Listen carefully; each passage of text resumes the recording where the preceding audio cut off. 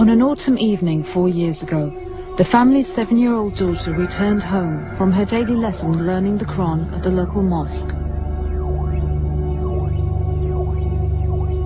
When my daughter came home from the mosque, she went straight upstairs, washing her hands and crying. She wouldn't eat and she was just constantly washing her hand.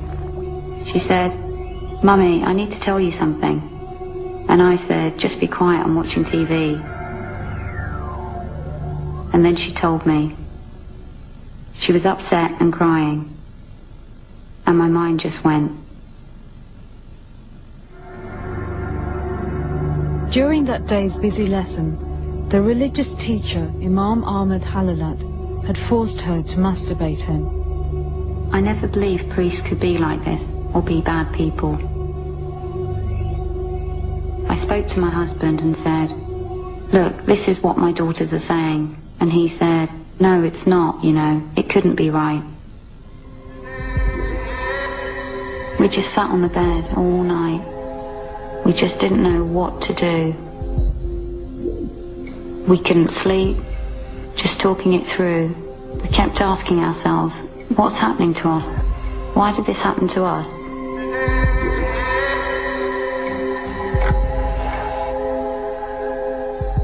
Later that day, certain their daughter couldn't be making her story up, they reported Ahmed Halalat to the police.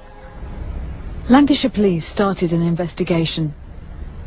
After interviewing other parents and children, Ahmed Halalat was charged with 3 counts of indecent assault, including an assault on another child.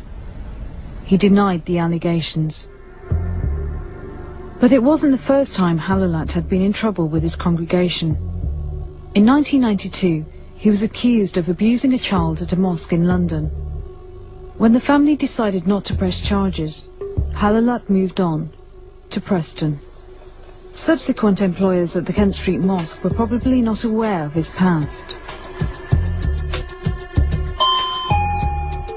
As the Preston investigation continued, the parents began to get visits from people associated with the mosque. They said the case would bring shame on the mosque and the local community.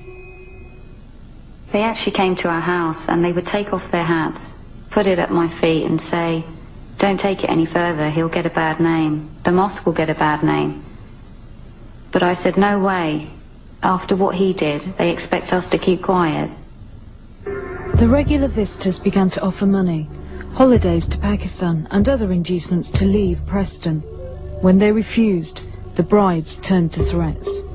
When we used to walk along the streets, they would look at us as if we were the ones that did wrong, as if we're dirty or something, but we didn't do anything wrong. People spat at us when we went out. People spat at my daughter when she went to the shops. At the Crown Court, Halalat was supported by the committee that appointed him at the Kent Street Mosque, whilst the family found themselves more and more isolated. Ahmed Halalat pleaded not guilty.